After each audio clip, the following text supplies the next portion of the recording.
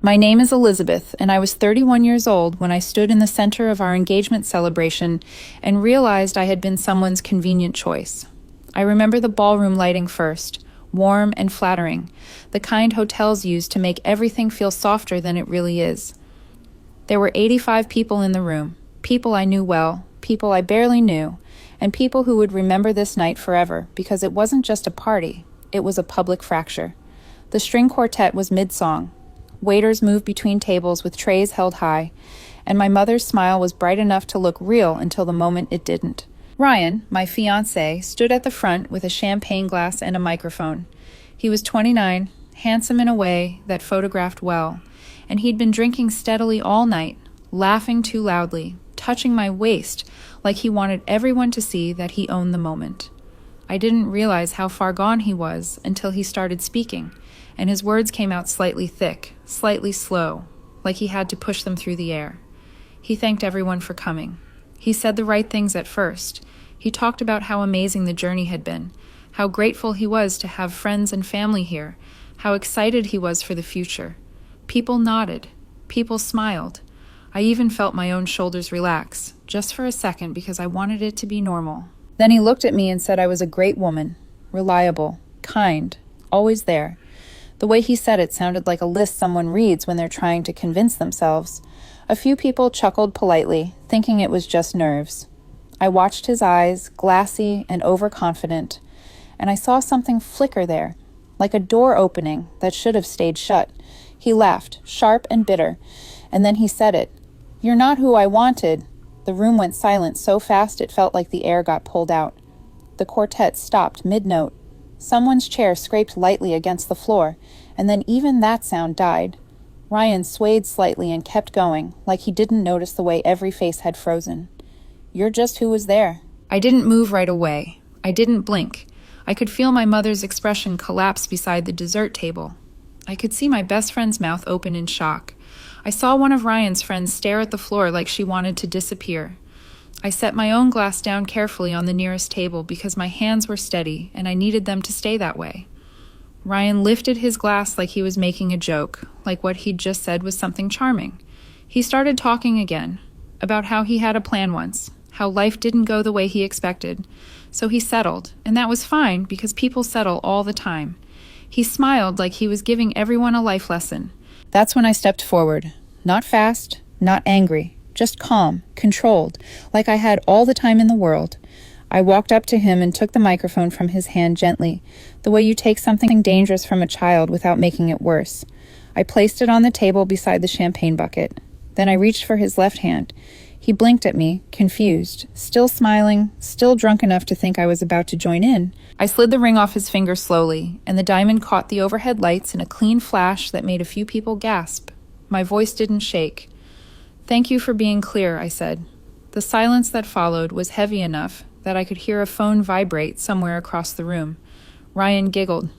"Elizabeth, what are you doing?" he asked, like I was the one making a scene. I didn't answer him. I turned to face the room, 85 witnesses watching me with the kind of attention people only give to accidents and endings. "I appreciate everyone coming tonight," I said. "The bar is still open. Please enjoy the rest of your evening." I saw my mother take a step toward me, like she wanted to protect me from something, but there was nothing left to protect. The truth was already out. Ryan stood there, blinking, his smile faltering now, not because he understood, but because the room had stopped laughing with him. I pocketed the ring, looked at him one last time, and then I walked out of the ballroom without running, without crying, without giving anyone the satisfaction of watching me break. In the lobby, my mother caught up with me. Her voice was shaking when she asked if I was okay. I told her I was fine, and I meant it in the only way I could mean it. I wasn't fine like nothing hurt. I was fine like something was over. My best friend appeared next, jaw tight, asking if I wanted him to go back in there. I told him no. I told him to let it be. I drove home alone, the city lights smearing softly across my windshield, and when I walked into my apartment, I set the ring on the coffee table and stared at it like it belonged to a stranger. "You're not who I wanted. You're just who was there." 85 people heard it. 85 people would remember my face when I didn't beg, when I didn't scream, when I simply believed him. I didn't sleep that night. I just lay there, listening to the quiet and waiting for the morning, because I knew the panic would come, and I wanted to meet it with the same calm I used to walk out. The first vibration hit my phone at 7:03 a.m., sharp and insistent, like an alarm I hadn't set. I didn't need to look at the screen to know who it was. By the time I sat up in bed, there were already 7 missed calls. Ryan, then 10, then 17 in less than 2 hours. Texts stacked on top of each other, desperate and uneven. Elizabeth, please call me back. I don't remember what happened last night. Emma says I said something bad. Please, I need to talk to you. I was drunk. I didn't mean it. Please don't do this. I watched them come in without touching the phone, like I was observing weather instead of someone unraveling. At 9:15, his friend Emma called. I answered once because I wanted one clean exchange, not 100 emotional ones. She sounded exhausted already. She told me Ryan woke up with a splitting headache and no memory of the toast. She said she had to sit him down and explain exactly what he said, exactly how I responded, and exactly how the room reacted. She said he'd been crying for an hour, pacing, asking the same question over and over. Did I really say that? I let her finish. Then I said calmly that drunk words are sober thoughts. There was a pause on the line, the kind that happens when someone knows you're right but wishes you weren't. Emma asked if I wanted her to tell him anything. I said no. Then I hung up. At 10:30, his mother called. I almost didn't answer, but curiosity got the better of me. Her voice was sharp, already defensive. She told me Ryan made a mistake. She said people say stupid things when they drink. She said I was being dramatic, childish even, for throwing away a relationship over one comment. I let her talk until she ran out of breath. Then I asked her one question. Did you ever think I was good enough for him? The silence on the other end stretched long enough to feel like an answer. She finally said, Elizabeth, you're overreacting.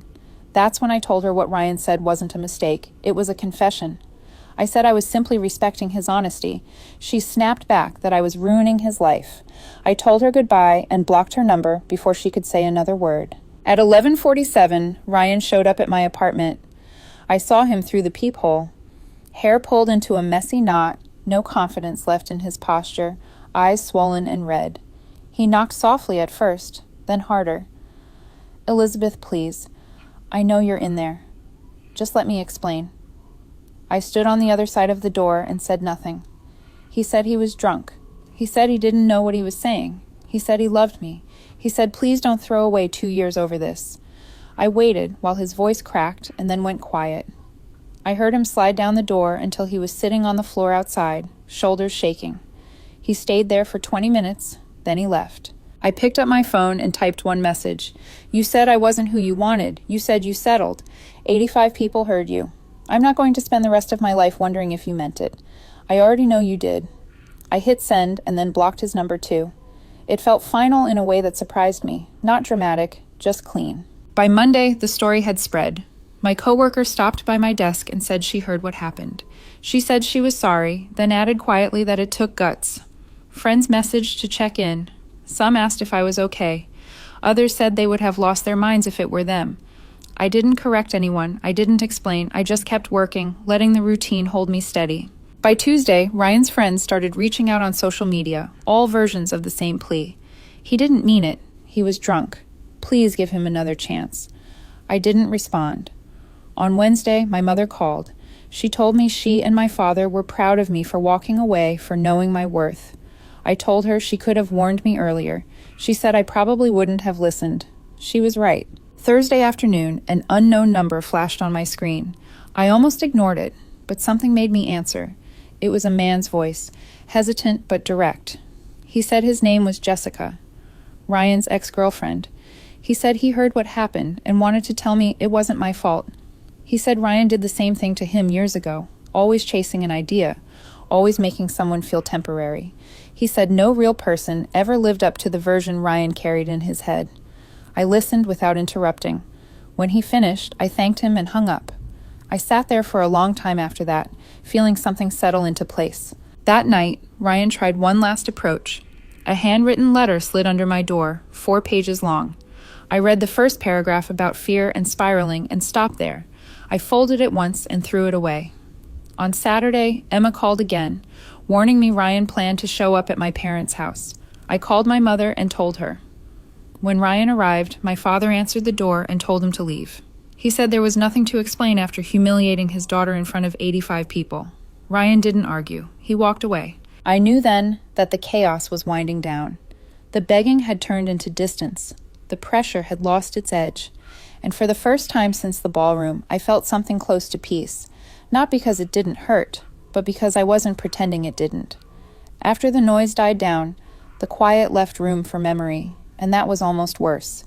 I started replaying the relationship from the beginning, not to torture myself, but because my mind needed to understand how I ended up standing in that ballroom, pretending everything was fine. I met Ryan 2 years earlier at a mutual friend's wedding. I was seated beside him at the reception, stuck with small talk and warm wine, and somehow we ended up talking through the entire night. He was charming in an effortless way, confident without being loud, the kind of man who made you feel chosen just by paying attention. I worked in operations for a construction firm.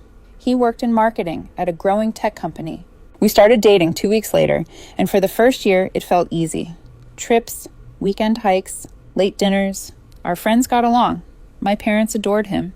His parents were polite but distant, which I told myself was just their style. Around the 1-year mark, the cracks started to show, quietly at first. Ryan mentioned his ex-girlfriend, Jessica, more often than felt normal. Not in a dramatic way, just casually. Jessica loved this wine bar. Jessica used to plan trips like this. Jessica always knew the best places in Vermont. I didn't confront him at first. Everyone has a past. I didn't want to be the insecure woman who couldn't handle a name, but then his friends started doing it too. At a dinner with his college group, someone laughed and said, "Remember when Jessica almost proposed to you on that rooftop in Brooklyn? That was wild." Ryan laughed along. He didn't shut it down.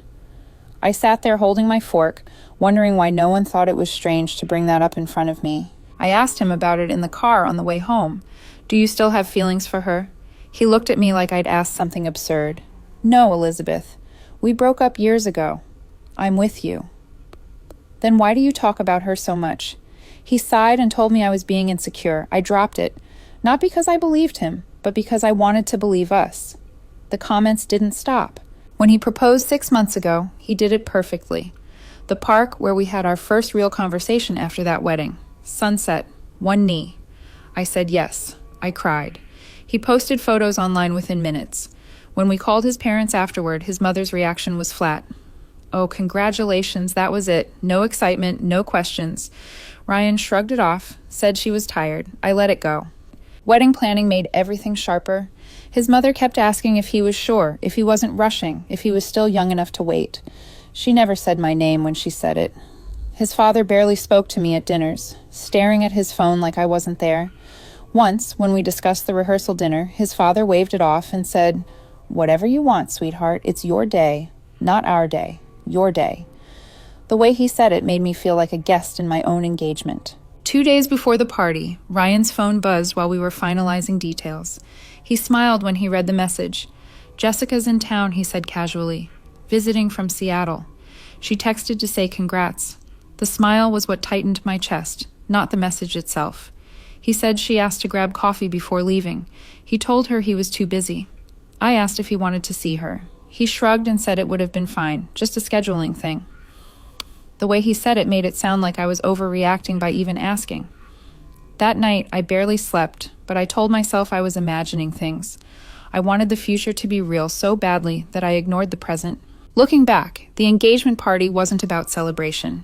It was about confirmation. Ryan stood in that room and said out loud what he'd been quietly showing me for months, that I was reliable, that I was there, that I fit the space where someone else didn't. I didn't ruin anything that night. I just stopped pretending I didn't see it. By the time Thursday rolled around, the story had taken on a life of its own. People I barely knew had opinions. Friends of friends messaged to say they'd heard what happened. Some framed it like a tragedy, others like a warning tale. I stayed out of it. I wasn't interested in narrating my own humiliation for anyone else's clarity. I already had mine. Then my phone rang from a number I didn't recognize, and something in me said, "Answer it." "Elizabeth?" a woman's voice asked, careful and steady. She introduced herself as Jessica, Ryan's ex-girlfriend. The name landed with a dull familiarity, like a song you've heard too many times to pretend it's new. She said she'd heard about the engagement party. She said she wanted to tell me it wasn't my fault. There was no apology hidden in her tone, no angle, just information. She told me Ryan had done the same thing to her in a quieter way. Comparisons that never stopped, plans that always felt temporary, a sense that she was filling space until the version he really wanted showed up. She said he'd told her once that he loved how easy she was, how reliable, how she made his life smoother. Then, months later, he told her she wasn't ambitious enough, that she didn't fit the picture he had in his head. She said she spent a year trying to become someone else before realizing the picture kept changing. I listened without interrupting. When she finished, there was a pause that felt heavier than anything she'd said. She told me she didn't want anything from me. She just didn't want me to think I was the exception. I thanked her and hung up. The call didn't hurt. It clarified. What I'd taken personally was a pattern. What I'd internalized was someone else's instability. I wasn't the problem. I was the proof. Ryan escalated after that. A letter slid under my door, handwritten, 4 pages long. I read the first paragraph about fear and spiraling and closed it. I didn't need a narrative where accountability hid behind emotion. Emma called again to warn me he planned to show up at my parents' house. I called my mother and told her not to engage. When he arrived, my father answered the door and told him to leave. He didn't raise his voice. He didn't threaten. He simply said there was nothing to explain after humiliating his daughter in front of 85 people. Ryan didn't argue. He left. That was the moment the pressure finally broke. The begging stopped. The messages slowed. The noise receded into distance, and what remained was quiet that felt earned. I didn't feel victorious. I felt finished. I went to work. I went for long walks. I slept through the night for the first time in weeks. When friends asked how I was, I told them the truth. I was okay. Not healed, not untouched, just clear. And clarity, I learned, is its own kind of peace. I didn't rush to close the chapter. I let it sit open long enough to see what else would fall out on its own. By Friday, Ryan's friends had stopped reaching out. By the following week, his mother's calls had gone silent. The pressure didn't end with a bang. It thinned out, like a crowd realizing the show was over. I noticed how different my days felt without bracing for the next explanation, the next apology that wasn't really an apology, the next request for me to be understanding. I wasn't angry anymore. I was done performing. 2 months after the engagement party, I sold the ring. Not in a dramatic purge, not as a bitter trophy kept in a drawer. I took it to a jeweler, had it appraised, and sold it for 70% of what I paid. The number didn't sting. It felt fair. With the money, I booked a solo trip to Iceland. 2 weeks in February when the country feels stripped down to bone and sky. I stood on black sand beaches and let the wind knock the noise out of me. I watched the northern lights stretch across the night like something alive. I sat in hot springs under frozen air and felt calm in a way I hadn't felt in years. One night, in a small guest house outside Reykjavik, my phone buzzed. A message from a friend. Ryan's engaged again, to a woman from his marketing firm. I stared at the screen for a moment, then typed back 2 words. Good for him, and I meant it. Not because I wished him happiness, but because his choices no longer had anything to do with me. When I got back home, I noticed how much had changed without me forcing it. I stopped saying yes to things that drained me. I stopped attending events out of obligation. I started running again, early mornings, when the city was quiet and honest. I focused on work and got promoted, not because I was proving anything, but because I finally had the energy to show up fully. I reconnected with friends I'd let fade while trying to keep my relationship afloat. I laughed more. I slept better. 6 months later, I met someone new. His name was Michael. We met through a hiking group. Nothing curated, nothing flashy. On our 3rd date, he asked if I'd ever been engaged before. I said yes, once. He asked what happened. I told him the truth. He said that sounded awful. Then he asked what I learned. I said I learned to listen when people tell me who they are, especially when it's uncomfortable. He nodded like that made sense to him. We kept seeing each other, slowly, without comparisons, without games, without anyone settling. Just 2 people choosing each other because they actually wanted to. A year later, I heard Ryan's 2nd engagement had fallen apart. Apparently, the woman found messages between him and Jessica. Old habits, same pattern. A friend asked if I felt vindicated. I didn't. I felt distant, like hearing about a storm that never reached your shore. The truth had already done its work. I used to think closure came from confrontation, from getting the last word, from making sure someone understood the damage they caused. Now I know closure can be quieter than that. It can look like walking out of a room when the truth finally gets said. It can look like believing it the first time. I didn't end my engagement to make a point. I ended it because I refused to build a life on being tolerated instead of chosen. The right person doesn't make you feel like you're just who was there. The right person makes you feel like you're exactly who they wanted, and I will never settle for anything less again.